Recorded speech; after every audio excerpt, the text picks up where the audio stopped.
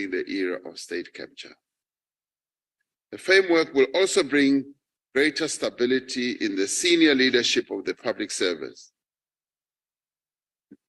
Whatever internal processes when it comes to the appointment of people, what you characterize as cadre deployment, just like the DA's practice of vetting candidates for employment in DA-led municipalities, which continues to happen. Whatever internal processes, political parties, in the State of the Nation address, on the 9th of February this year, we committed to the full implementation of the national framework towards professionalizing the public sector. Among other things, the framework has been introduced to ensure that only ethical, qualified, and competent individuals are appointed into positions of authority. The framework lays down clear requirements for recruitment and selection processes, mandatory induction for new public servants, and performance management. It also prioritizes continuous learning so that the skills and capabilities of public servants are always improving.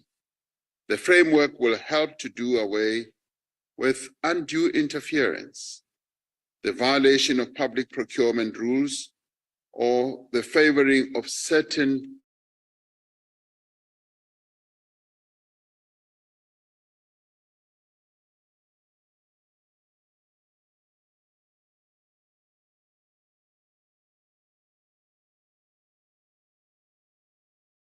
Good morning, colleagues, and welcome to this webinar on a national framework towards the professionalization of the public sector, which was approved in October 2022. The President has just touched on that aspect already, and we are at the point where we're saying if we start mentioning words like a framework has been approved, that implies that a lot has happened before. Therefore, we are at the point where we're coming back home. I believe that we are not only the NSG in this session, but we also have the other officials from the other departments within the Ministry of Public Service Administration. Therefore, we're coming back home to sort of like report back as to how it has happened, how it was approved, and more importantly, how we will go forward from here, because the journey continues. You will hear from the speakers today as to how this journey progressed and therefore how it will continue. And what is your role in particular? Because this is an important aspect for public sector since the dawn of democracy, that we specifically are directly talking about how we professionalize the public sector. Therefore, that implies that all of us have a role to play. Welcome and enjoy, and please consider this as a discussion around what should be a day-to-day implementation, or something that is lively, that is not just merely academic and very abstract. It should be something that we apply in our lives. As a result, you would note also that as the professionalization framework is presented to you, it's more about practical implementation other than just something that is quite abstract and far from reality of life. The program indicates that we would have had Professor Masrumule, who played a role as a chairperson of a task team that was appointed by the Minister for Public Service Administration, but unfortunately is unable to join us, and therefore colleagues who are here are going to be able to ably do what is supposed to be done as far as presenting the framework to yourselves. And colleagues, also make sure that you post your questions in the Q&A. We'll be able to read them for you as we progress, particularly after the presentations by the speakers. Today, we are graced by in this occasion by the presence of Dr. Bosabelo Maja, who will then speak to what Professor Masrumule was going to talk about. In particular, it's about the purpose of the framework, why the framework, and therefore how do you go about implementing it. But also we will have a presentation by Ms. Faith Nyaga, who is the Chief Director in this organization, but she was also a chairperson of, or a leader of a task team that was providing secretarial services to the task team that the president had appointed. And Ms. Nyaka will then talk to the content of the framework. So colleagues, enjoy. We have only a little time, so we will use this time to be more specific on the issues of the framework. May I, at this point, therefore, remind you also that your questions, please place them on the Q&A section, and we will be able to look at them and read them for responses at a later stage. As I indicated, that there was a task team, and Professor Masrumulia was a chairperson of this task team. That therefore implies that this framework was co-produced by society and ourselves. And NSG had a mandate to provide this, which Dr. Maja will talk more about it. And in this case, then it's important that we know that we are therefore, as we discuss this as a ministry, we understand in the context of the fact that we are dealing with a national framework that was approved, and as we can see, supported by the President and Cabinet. May I therefore give this opportunity to Ms. Faith Nyaka, to Dr. Bosabelo Maja first, to give us this overview on the framework. Thank you. No, thank you very much, Chair. Good morning, colleagues. Good morning, everyone. I am sure that all of you who are here this morning have been part of this journey with us for the last 2 years or so. We are back to ground zero, which means that we are back to where we began 2 years ago. When we started this conversation 2 years ago, we said we needed to build a capable state. We spoke amongst ourselves who are here, and we said, the 6th administration is very clear that building a capable state is priority number 1. And for us to be able to achieve this priority number 1, we will have to professionalize. At the time, we said the public service. When we began this journey, we said we will professionalize the public service. Today, we've come full circle because, as the chair was just indicating, we now have, as the president said, an approved national framework towards the professionalization of the public sector. It was approved by Cabinet in October last year. 4 months later or so, we are here. We are back to ground zero. We called this conversation amongst ourselves today because the real work actually begins now. Policies are nothing without implementation. You can have the best policies in the world if they're sitting on a shelf somewhere, if they're sitting on a computer somewhere, if they're sitting in our brains all over the place, they are meaningless. So we've called this engagement because now the real work has to begin. Now the real work of professionalizing the public sector is resting upon us. Cabinet was clear in approving the framework in October last year that we will all, as public servants, have to now develop implementation plans that are clear on what we are going to do, how we are going to do it, over what period will we be doing the things we are required to do. Remember, we are doing all of this informed by the National Development Plan. Vision 2030 was very clear to all of us.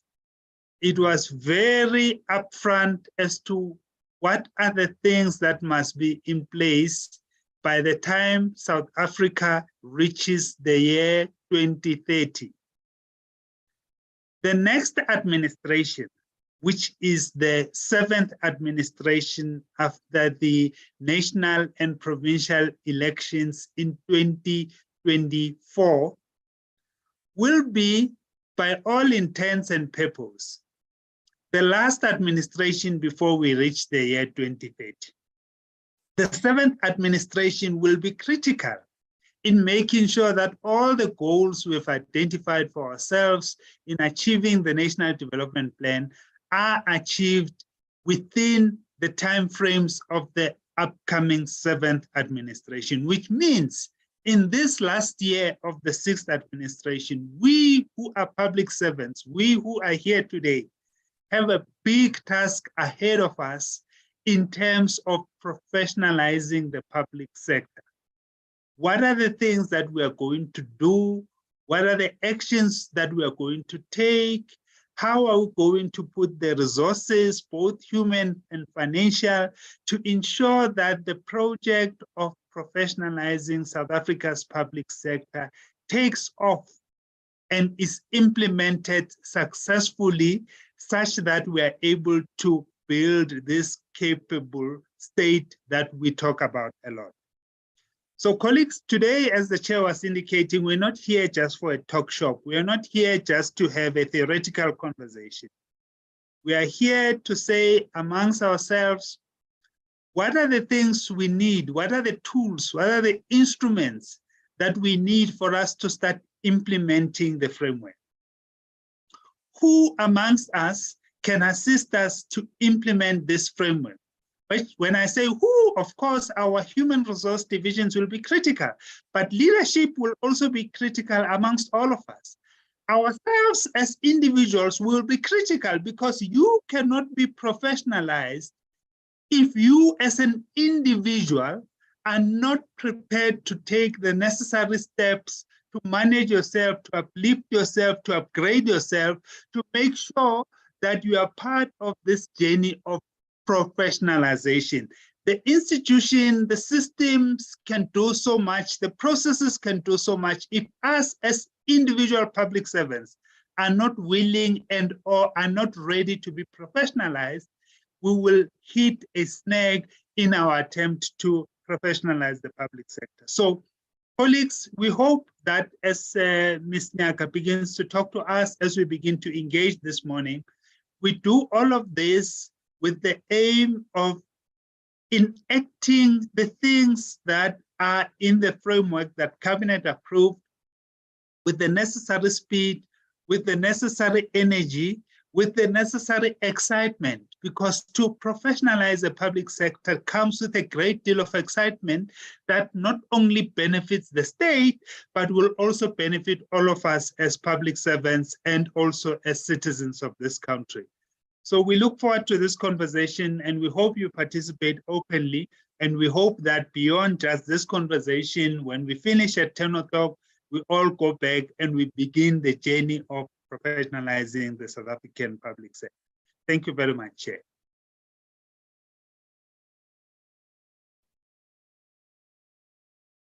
Thank you, Dr. Maja. My take from what Dr. Maja just said, and your take could be different from mine. What talks to me the most there is about how we should manage ourselves. That says a lot, because the framework, as Ms. Faith will present it, has a big chunk around ethical governance. And ethical governance is not about other people, it's about ourselves. It starts with us. It starts with us as individuals. Hence, I was saying when I started that, let's look at the practical aspects of our lives and see how they affect the way in which we do things. Typical examples that we have been seeing these days, the most embarrassing being about the issue of Thabo Baxter.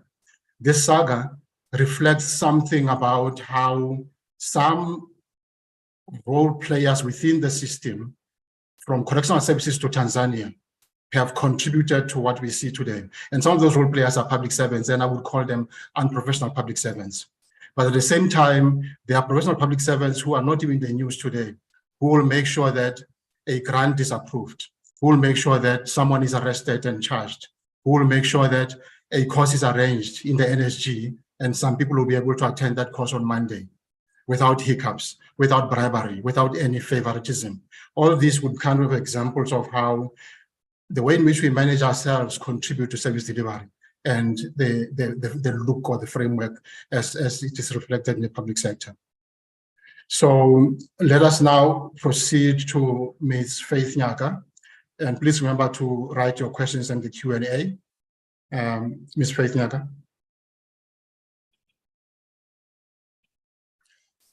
Thank you, Chair.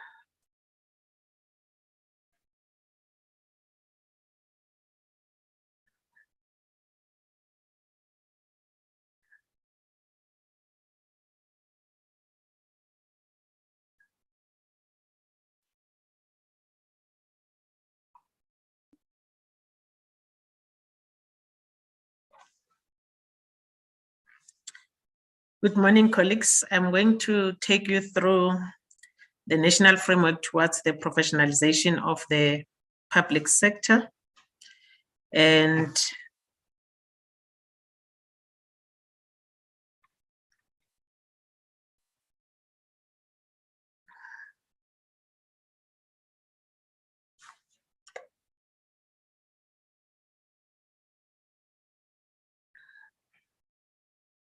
I'm trying to move the slides, Chair. Let me stop and share again.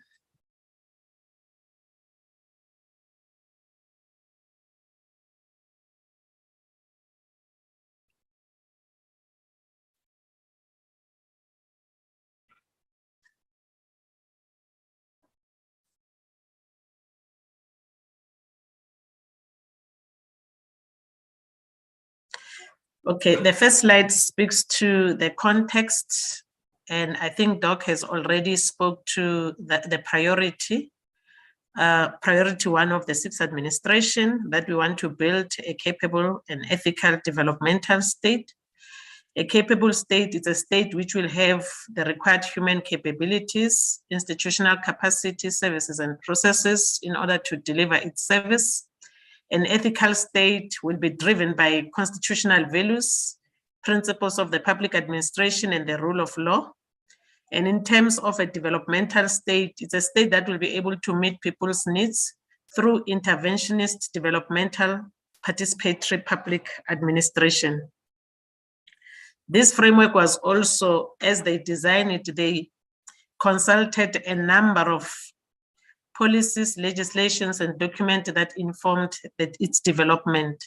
You will see that even from the Constitution, Section 95, it prescribes the basic values that governs the public administration, and it speaks, and the public administration applies to all spheres of government. So the design of this framework was taken to apply to all institutions, including your traditional leaders, military, police, state security, and all organs of state, because we use the Constitution to make sure that it applies to the whole public sector, not only to the provincial and national department.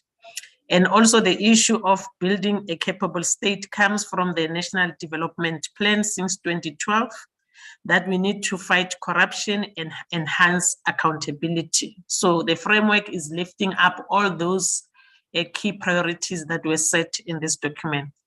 And also in the 54th conference of the ruling party, they identified areas that are very critical for the development of our country. The first one was the political administrative interface, which talks about the separation of roles and responsibilities between the political executives and the administration. And you will see as we go through the presentation and the framework itself, I think the team can post also the framework to the chat so that those who don't have it, the latest version can have the copy. And the second one is the issue of intergovernmental systems.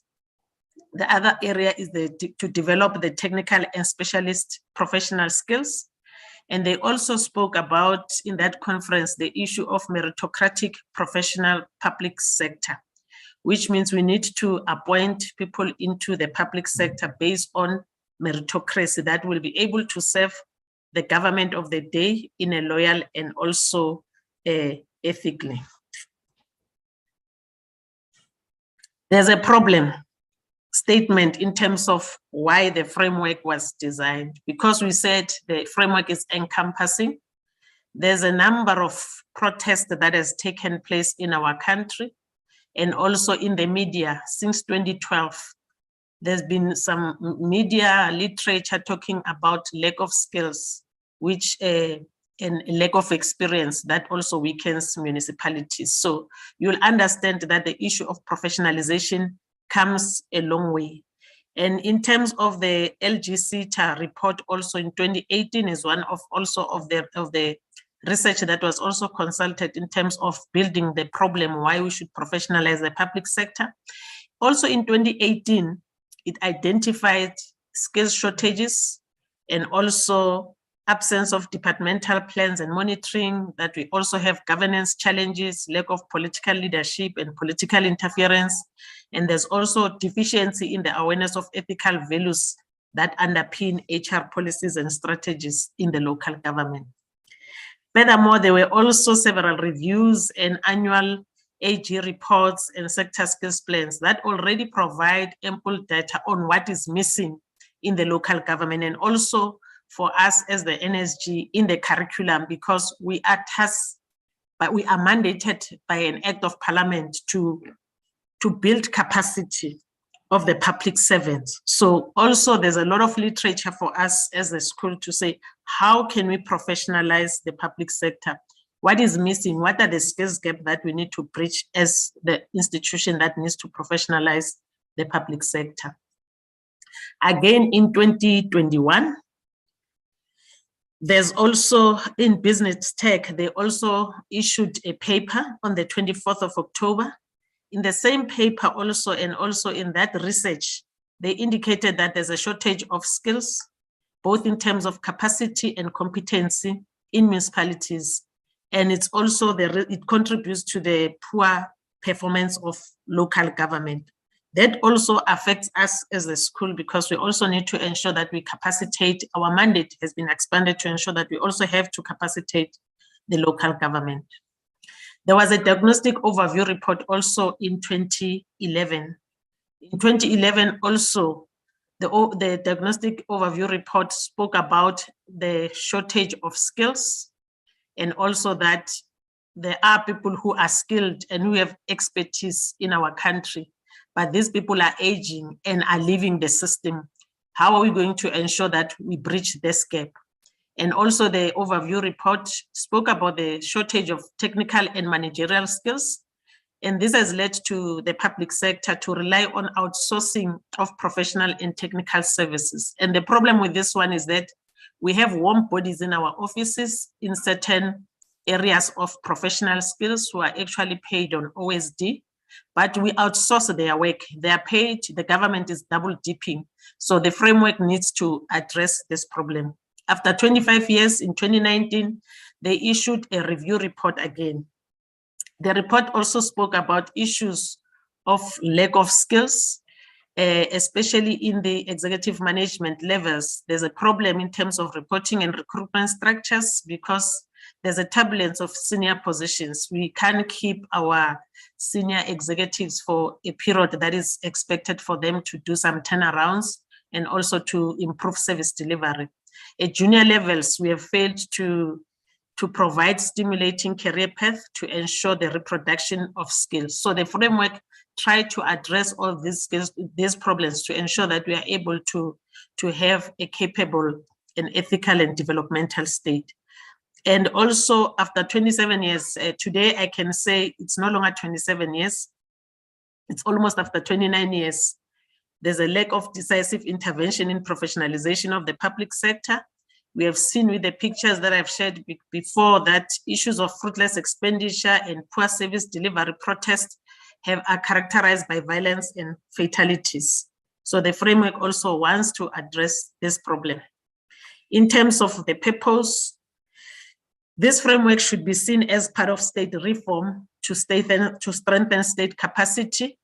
We also want to institutionalize the public sector as a career of choice. A career of choice, people must join the public sector knowing that they are going to deliver. You don't join the public service because of the perception out there that we want to correct, that people who are in the public sector are lazy.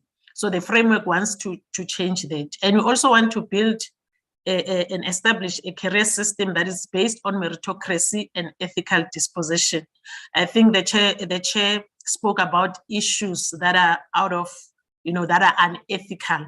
So in the public sector, I think we need to ensure that we appoint people who are competent and who are also ethical.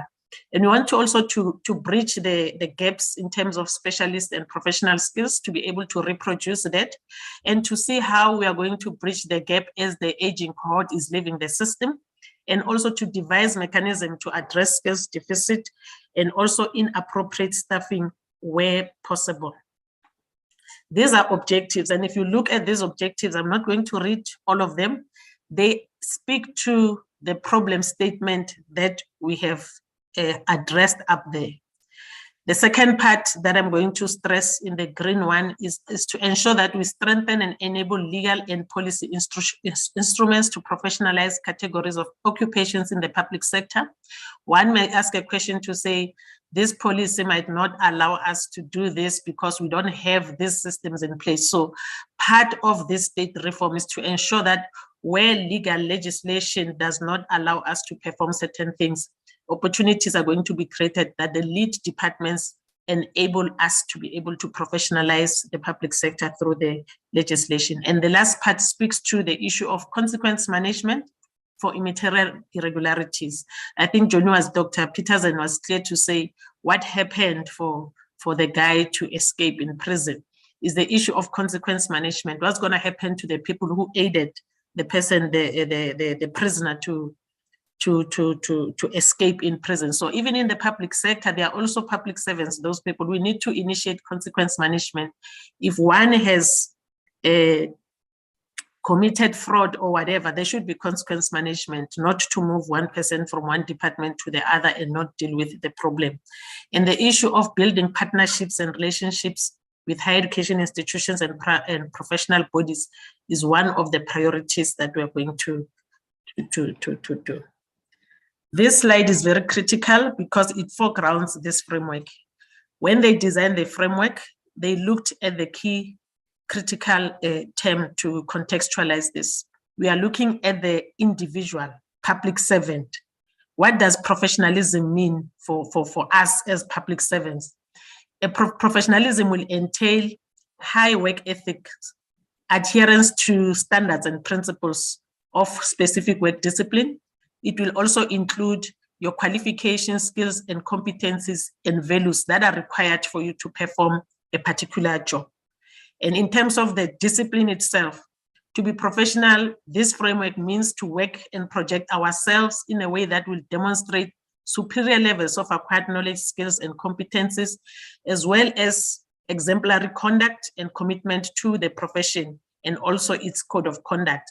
There you'll find those pieces of legislations that comes from the DPSA and also professional bodies code of ethics that are coming into place to assist the public sector to ensure that we are conducting ourselves in an exemplary manner. The last part is professionalization for the sector, the government, the state. What does it mean? It means that we are going to subject all employees to a single dispensation of professional registration and regulation. We are going to recognize the various professional categories within the sector, and we are going to subject them to registration with external regulated professional bodies. And here we talk about professional bodies, either statutory and non-statutory, those that are recognized by SAQA. The framework comes with 5 pillars. I'm going to move to the 5 pillars so that I can save time. The first pillar speaks to the pre-entry recruitment and selection. In the pre-entry, with looking at merit-based appointments, I think we have spoken about that we need to appoint the relevant people who are qualified for the positions that are going to occupy. And the framework also talks about us reviewing the pre-entry exam, the Nyukela for the NSG. It has implications for us to say, if we review Nyukela for pre-entry, we also need to make it compulsory in other levels, like your middle management staff members need to take Nyukela, the military, the state security correctional services, the police, staff appointed into political office and advisors, and also state-owned entities need to take Nyukela before they are appointed at senior management level. The introduction of compulsory competency-based assessments and integrity assessment. I think the integrity assessment is the new one for SMSs to say, before you are appointed into public service, they need to conduct an integrity assessment so that we don't deal with issues of unethical conduct when you are in, while we couldn't pick it up before you enter the public service. Occupational-based competency already conducted by the DPSA. The issue with this one is that it's one size fits all. We need to ensure that they are occupation-based. A person who's appointed in finance, a person in legal, and a person in corporate services need to write a different competency assessment. By 2025, there will be a review of academic qualifications for pre-entry, especially level 14 to 16, and SOEs and municipal managers to NQF level 8, and masters will be highly recommended. To align internship with pre-entry orientation and training programs. And the critical issue here in terms of recruitment of DGs and DDGs and municipal managers is the role that is going to be played by the Public Service Commission. The Public Service Commission need to create a pool of technical experts and to ensure that they're going to sit not as observers, as panel members to support the executive authorities in making appropriate appointments, and also to include provincial treasury to be part of the panel when they appoint municipal managers. And in terms of recruitment of commissioners of the PS Public Service Commission, a recommendation, actually it's approved that external experts from academia, professional bodies, or other bodies be part of the selection panel to ensure that we appoint people with the relevant expertise. And we are going to collaborate with higher education institutions and also professional bodies in terms of designing curriculum. This is very critical for pre-entry curriculum for the institutions to ensure that the learners or candidates that we get in the public sector come with the requisite expertise. And also us as a school will collaborate with higher education, which we have already started, and professional bodies to ensure that the curriculum that we design for professionalization is also at the required level and standards. And in terms of pillar 2, we talk of induction. All of us, we know that there's already induction programs that the NSG is conducting from level 1 up to your highest level. So the issue here is that we want to extend this compulsory induction to other sectors, as I've indicated, your local government, your SOEs, traditional leadership, your police, etc., as it's indicated there. And this needs to be done immediately. I think an outcry is that we take long to induct people into the public service. People enter the public service who are coming outside, who don't understand the system, and they end up doing things that are not ethical in the public sector. So induction is going to help us to ensure that if we fail to induct them immediately, we need to induct them within 90 days of appointment. It has implication for turnaround times for the National School of Government and also the departments that are recruiting and DPSA to ensure that those people are inducted on time. The compulsory reorientation program, it's also critical, and it's also extended to other parties that are indicated, the other public servants, because we need to ensure that those who have been serving for long are also going through reorientation program to ensure that they are kept abreast with the changes that are happening within the public sector to be able to lead us correctly. And in terms of pillar 3, it's very critical.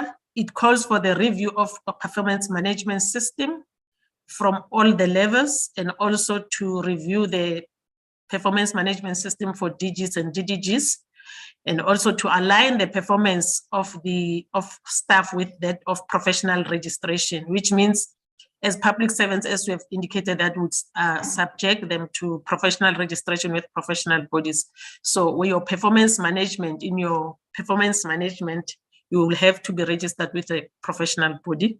And also when the system that is going to be reviewed for our DDGs and DGs is to link the performance of those with it of the institution. If the NSG is not performing, which means the DGs and the DDGs also are not going to be performing. And also if we are not performing, also if they are not performing, we are not performing. So this framework is going to ensure that it pushes everybody to ensure that there is performance within institutions. And also to improve the competency of politicians to manage performance of our executives, and to address challenges to ensure that result to instability and poor relationships at that level. And Public Service Commission also has been given a new role that they need to play a role in performance evaluation of HODs, to strengthen objectivity and to introduce an approach that will link the performance of those individuals to the institutions that they are leading. The 4th pillar is very critical for us who are here. It identifies certain occupations that needs to be professionalized. We are not saying that other professions are not critical. All occupations are critical, but these ones are key that in our pilot for professionalization, we need to prioritize this. ICT and HR, they need to be professionalized. The role has been given to DPSA and DCOCTA, Department of COCTA, National Treasury to professionalize SCM and establish a council. And this is a resolution of 2014 by Cabinet, and it has not yet been implemented. And also for the DPME to professionalize the policy and planning occupation, and Department of Justice and also the Solicitor General will be working on professionalizing the legal profession, AGSA for the audit and risk profession, and CBE and also Department of Public Works, they will professionalize the built environment. These professions have been selected because there are serious problems in our country. You know, the Zondo Commission affects the SCM, how we conduct the supply chain management issues, your legal and your built environment, you know, that are paid on OSD. However, we outsource their work. So we need to professionalize to make sure that we reduce expenses for the state, that we are able as a public sector to be able to perform other responsibilities on our own. The fifth pillar, what is critical, we have indicated that the tenure of the HODs to professionalize to make sure that there is continuity, there is proper service delivery. We are going, the framework proposed that the HODs, DDGs, their employment is extended to 10 years. And it's not just free for all. There should be a rigorous process for recruitment and selection with meritocracy, training and development, performance management, reviews, and consequence management for those that are not performing, as I've indicated that they're going to link their performance to that of the institution. So you can't say I'm performing well, the institution is not performing. And then also to revise the performance management framework and present it to Cabinet also for approval. There's a head of public administration currently who is the DG in the presidency, and it's already approved that is going to be designated as a head of public admin. In provinces, this will be done by the Director Generals in the Office of the Premiers. This is going to assist the presidents and premiers to manage career incidents of HODs and serve as mediation mechanism. The revolving door policy, and it's also welcomed by academia. The policy exists, but it has not been utilized fully. And then it needs to be revived and be utilized to ensure that it provides for movement of identified public servants between public sector, academia, vice versa. And also we need to consider external candidates for positions of DDGs and DGs because there is a lack of skill shortages at those levels. And we need to manage conflicts of interest because this revolving door policy, there are certain departments that are not supposed to enter into the contracts to apply this revolving door policy with the private sector. The RPL issue, we need to explore the possibility of using it for recruitment, and the Minister of Public Service and Administration needs to determine the establishment of an RPL assessment center in the public sector. And then these are key leading departments that must lead in the implementation of the framework. The departments, for the first one, I think it's us, DPSA and Public Service Commission, and the second one, SALGA, already adopted the framework, which is good news after many presentations to their various stakeholders, what this framework entails. We received very positive support here. The legislative sector also needs to adopt the framework, which is the work that we are going to embark on to ensure that there's strong advocacy. State entities by their shareholders, ministers, we have already started the discussions with them. Positive response, we have received a response to plan with them the advocacy in their whole sector. And these plans need to address, for us, we need to have short-term, medium, long and term goals in terms of how we are going to implement this framework. Where there are recommendations that require legislative amendments, it will be done through PAMA and the PSA bill by the DPSA. And these are some of the things that I'm going to talk about that we are working on at the NSG to make sure that we are ready for the implementation of the framework, to ensure that the curriculum is agile and to make sure that it's going to meet the needs and competencies of these individuals to be able to deliver our mandate, to make sure that we balance knowledge, values, and application of learning, because most of our programs need to ensure that deals with application, so that we don't only teach knowledge, because people need to implement. And in terms of this, I think we have achieved the first one. We need to tick. SALGA has adopted the framework, and then also critical intervention that needs to be looked at, not only for SALGA, also for us, is the issue of the pre-entry exams that we are working on as the NSG. We have already started the review, the integrity assessments that needs to be led by the DPSA, and the occupational categories that needs to be registered with the professional councils, and also dealing with the issues of timeframes to ensure that we implement this. And we also need to finalize a single public service legislation, which is highly also supported by SALGA. Thank you, Chairperson.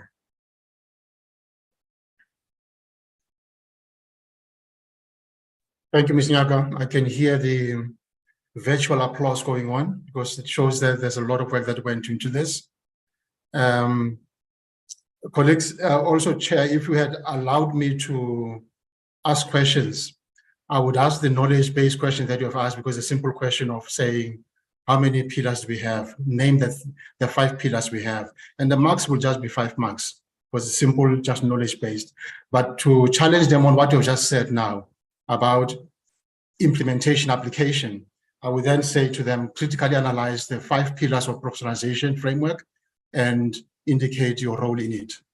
So that one would be more challenging, because they will have to write more about it. But colleagues, it's up to you now to ask more questions as you prepare yourself to be part of the implementation, as Dr. Maja said earlier. Colleagues, I'm going to step off soon to allow my co-chair, Ms. Juanita Fennell, to take over the process. She will also be able to address some of the questions that you've already posted. And she's ably assisted by other colleagues whom she will thank at the end of this session. May I please step over now to allow Ms. Fennell to continue. Thank you very much. Thank you, Chair. Good morning, colleagues. Based on the Q&A, I want to applaud. It seems like, and hopefully we'll take another round of questions, but I think well done, Ms. Nyaka. We only have 3 questions, which I think some of the questions were asked a bit prematurely, but it's fine. We can deal with it accordingly, because you've touched on some of them based on the 5 pillars that we've discussed. So all 3 questions, and let me say there's only 3 questions on about 4 questions. So let me ask, and maybe we can just go into detail, because I think the one is about more besides the advocacy process that we've started, and as you indicated in your presentation, and you've also touched on it around which of these strategic interventions at all 3 levels of government are in place to ensure that professionalization framework is adopted and supported, as well as incubated by all. That's the first question. And then the second question is around the role of professional bodies in terms of to ensure what role these different professional bodies and is clearly defined in order to ensure that there's successful implementation. As indicated, the work starts now by Dr. Maja earlier on in his opening remarks. Then the last question is that the work is beginning from the perspective of the NSG, and what is the critical steps that should be undertaken to kickstart the process. And we've already touched on this question, I believe, in your presentation based on the curriculum design. And I think it's key also that we do realize that we're not just only focusing, that professionalization doesn't only focus on overcoming these challenges as we've seen, but also, what does the future of work for the public service look like, especially if we start looking at, or we are looking at the digital economy, as well as the fourth industrial revolution. So I'm going to hand over to you, Ms. Faith Nyaka, if you could give us some more detail, if possible, in terms of these questions raised. Thank you.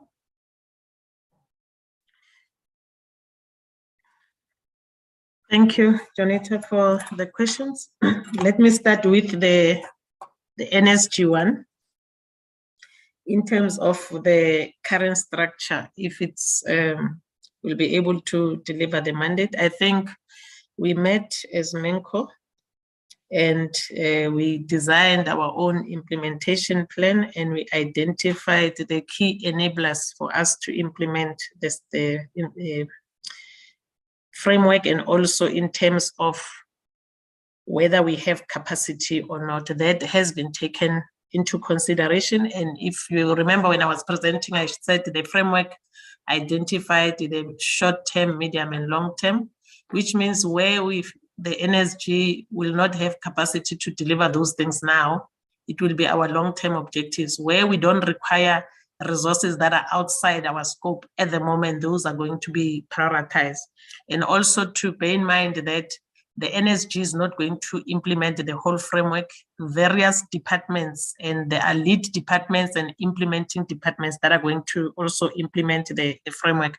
Our role as the lead department to design the framework is to guide the departments and through advocacy and support them in terms of ensuring that they're able to design their plans, and they're also going to implement and also do that reporting of the framework from their own side. We as the NSG, our role is the issue of advocacy, support of the other departments, and ensuring that everyone understands, because we are seen as the authors of the framework because we led this. And internally, I can admit that in the media, the items that we identified as the short term, we do have capacity to deliver that. I think the plan will be shared with the staff later, because it has been designed in a draft form, and we agreed on the things that we can do in this current year and up to 5 years. What is it that we can do in the outer years?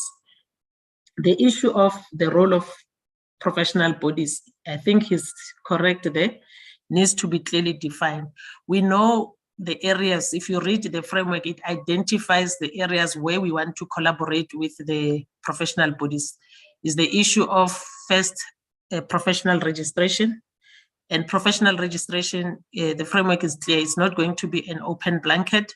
There should be MOUs and agreements, and ensure that SAQA and the DHET supports our ministry to ensure that those professional bodies do have the capacity to be able to deliver what is required. It's not just going to be an open blanket and take everyone. And the second part, we want to collaborate with them in terms of continuing professional development, and also collaborate, and not only the NSG, to collaborate with the various departments that are responsible. Let's say, for instance, in terms of your built environment, it will be CBE and Public Works.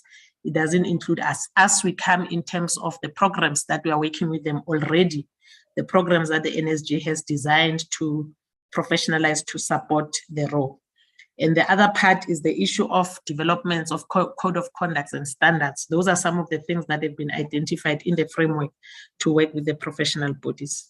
And in terms of the first question, the issue of the strategic intervention in place, I think in terms of the key departments, the Department of Public Enterprise and its other shareholder ministers is very ready in terms of making sure that we are going to guide them to arrive where SALGA is, because I think we can't talk of strategic whatever before people understand what the framework is all about.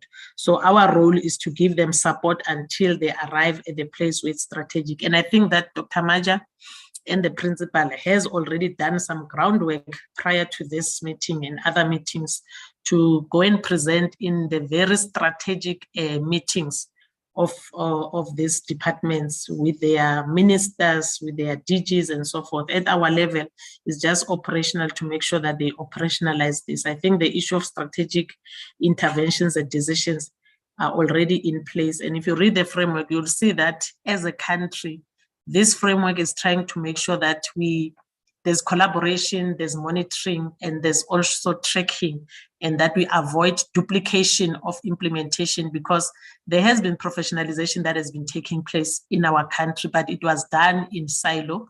So the framework wants to bring everything together to make sure that we don't duplicate the resources doing one and the same thing, everybody in his corner. So if you read the framework, it identifies issues that, or professionalization capacity buildings that has been taking place within our country, but that was not even recorded, and everybody was doing it in silo. And one thing is that there is full support. Once Cabinet approved this, and I think it went to various platforms at strategic level for adoption, and it has been reviewed, I think, I don't know how many times for it to be adopted. And there is a buy-in from the president to the last person, I think, in the country to make sure. The only thing is for us at this level to make sure that we push that there is implementation. The issue of strategic intervention and buy-in has already been done. We need to ensure that it is being adopted. SALGA, for instance, I think our minister will issue a press statement, because SALGA has adopted after the NSG has done a lot of advocacy in the various structures, even in their labor. And then in the SOEs one, we are working on that. And at our level, I think there is, because the key leading department is DPSA, there is a buy-in. It's our minister. DPSA also needs to implement.